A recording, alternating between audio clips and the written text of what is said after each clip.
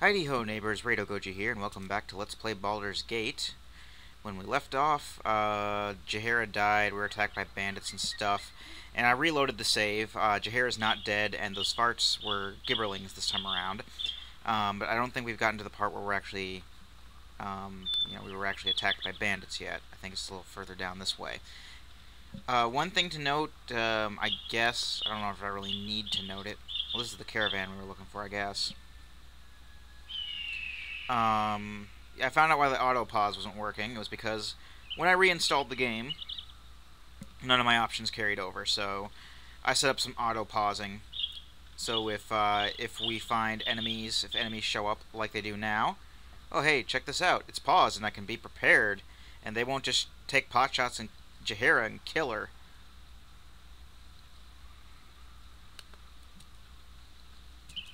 And we can just easily do that. And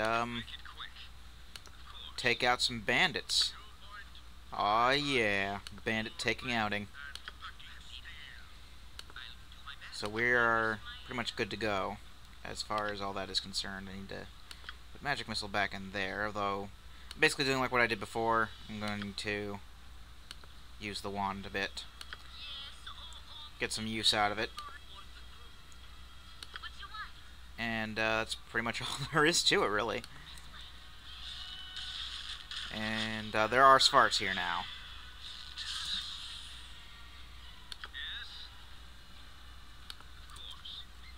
I thought that was further over that we encountered the Svarts, but apparently not.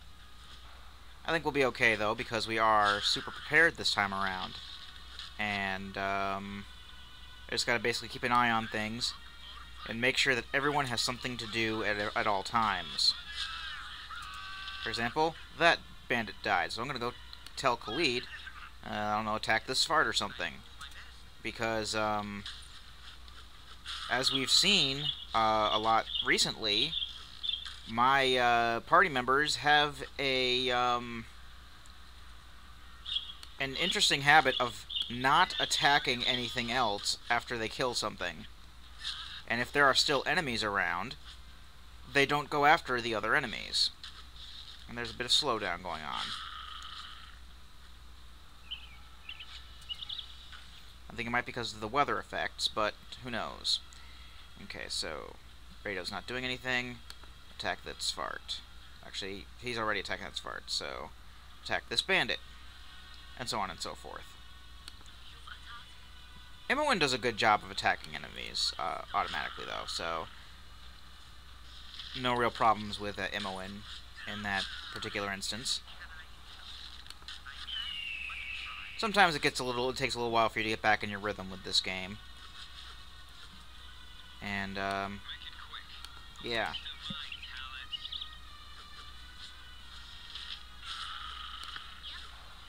You can still do stuff, Imoen. Why don't you attack that panicking I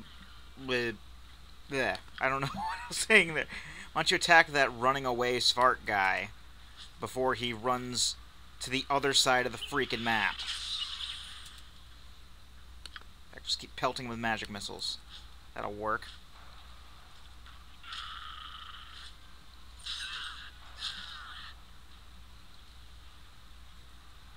And everyone can converge on this last bandit. Now I'm fairly sure that taking out these bandits here, if you didn't take on Tranzig, will basically point you to where the bandit camp is, or something like that.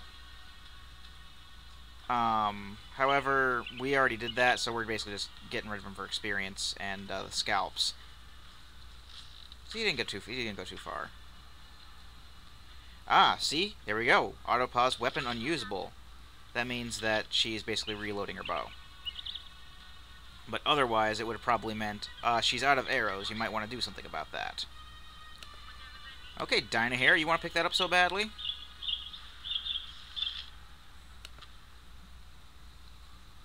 Seriously, she's just like, well, I'm going to walk over and take all the loot. Yeah, like, she'd be able to carry all that. She'd probably be over-encumbered by that one leather armor, because, you know, she's a mage. She doesn't have high strength. You know who does have high strength? Rado. Rado has, like, the best strength in the game. without physical, magical enhancements. Aha, there's another Svart up here. And he's going to be an annoyance.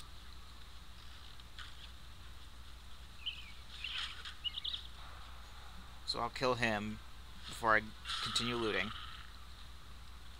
Alrighty. And loot. And then we'll just take as much as we can from here. And then move on to the next area. Because we're going to be on our way to stopping the bad guys. Yeah, we're actually going to do something about the bad guys in this one. In the next few parts. We're actually going to be going along with story stuff. Yay! It's been over a year since we've done story stuff. Though it doesn't exactly help that, you know, we have to stop every 5 minutes to kill something. I think that's the real problem. The real problem is we have to keep stopping every 5 minutes to kill something. And I'm not saying that, you know, killing things is bad in this game, because, you know, you get your experience and everything, and experience is good. I mean, you know, Jaheira just leveled up, so experience is never something that we're going to be showed up. But, I mean, you know, a lot of the stuff around here, it doesn't give us a lot of experience. Like, 15 experience, that's, you know, going to be split up 6 ways, and then it's nothing. I don't know if we can do anything besides sell that scroll, but I'm going to take it anyway. Because it's always worth it to sell the scrolls. We can always, you know, pile them onto a character with low strength like Dynaheir. Dynaheir is, like, basically nothing but scrolls in her inventory.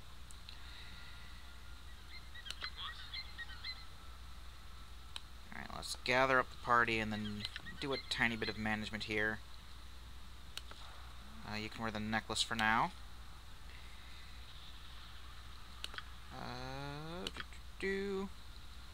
Give that to Rado, because he's got the stack. I think that's pretty much all we really needed to do. Okay, now let us head to the east, because the east is where we want to go. Like I said, we're looping up and around to the Bandit Camp. And we're entering an area called Larswood. Hooray! Brand new areas. Also, this is probably the first time we've entered a new area in the year in over a year. Oh, I even hear the bandits saying how they kicked him in the head until he was dead, and that's pretty much the main thing they say.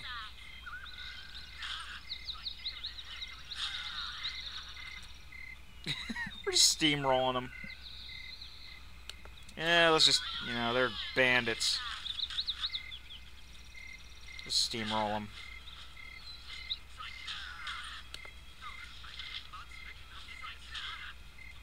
I like how the infravision turned right off, but again, it's turning in the morning, so it's like, oh, where did the infravision go? And now he's running into, probably into bears and stuff, so yeah, screw you, buddy. Yeah, and then we run into frickin' mercenaries. Let's lead the mercenaries down into the open, shall we? Because I really shouldn't have gone running after that guy.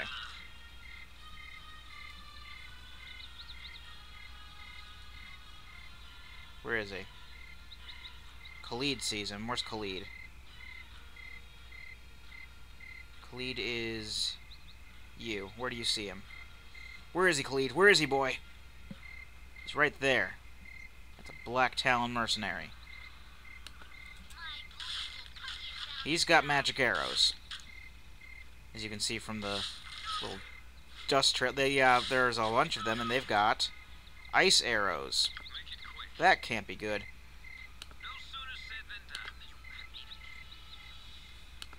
And let's start using this wand on him. Jaheira can heal Khalid. And you can just start shooting at this person here. Minsk will take on the guy in the front.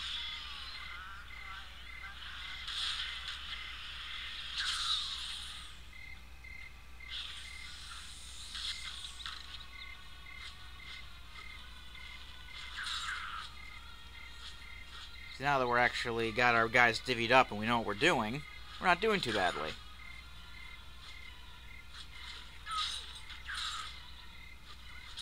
And I basically say that we're doing story now, but we're just heading to story. It's, again, not really story doing, but at least we're on the right track. We're still going to do a few side things in these areas. Taking this guy's stuff. That's not integral to the story, but it's never a bad thing. You just see what they have. I know they have better stuff than leather armor and so they got like they got splint mail, looks like. They've also got magic arrows and some gold on them. That's pretty much it. They don't really have anything magic besides the arrows. We can identify them and give them to Imoen, and Imoen can actually get some use out of them. That's why I've stopped picking up the regular arrows, because I'm like at the point where, well, I have a whole bunch of like +1 arrows and stuff. She may as well start using those. Once it gets to a certain point, there's really no reason to not use like magic stuff. I mean, like everyone else is using magic stuff. Imoen is still using regular arrows. So let's see if Dynahair can at least, you know, identify these. Maybe just by looking at them. The ones who are really good at identifying stuff by looking at them are bards, but we don't actually have. But we had a bard. Like, remember? I don't remember if you know if you remember Garrick or not. He was like in our party for 2 seconds, I think. I don't remember if I actually put him in the party now that I think about it, but arrows of ice, and these should be like +1 or +2 arrows. Okay, +1 arrows, so that's good.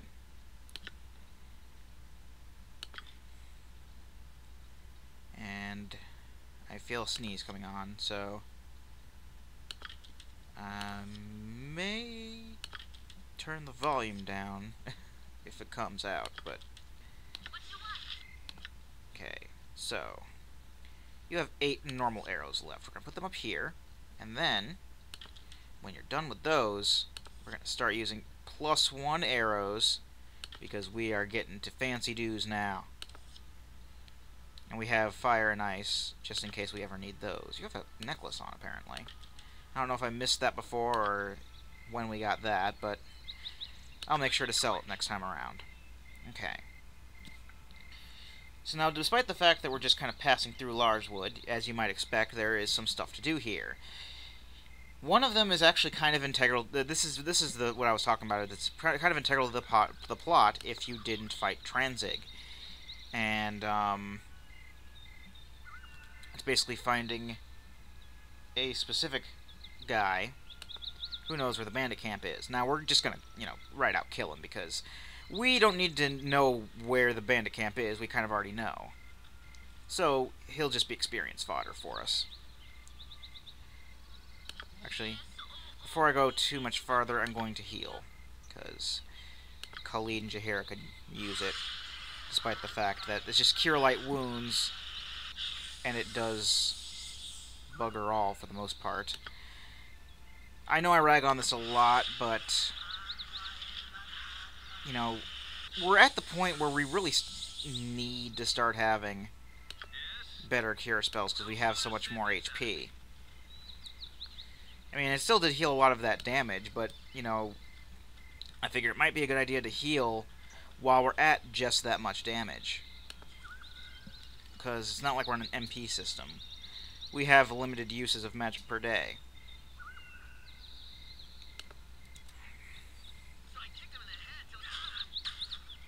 A lone bandit. My friend, you are in the wrong profession. Now everyone's gathered around his corpse because everyone wants a piece of his loot. Our party is getting fairly greedy. Okay. I'm going to go ahead and cut the video here. And when we return, more Larswood and more in the process of getting to the bandit camp. I've been Rado Goji, and I'll be here next time. Join me, won't you?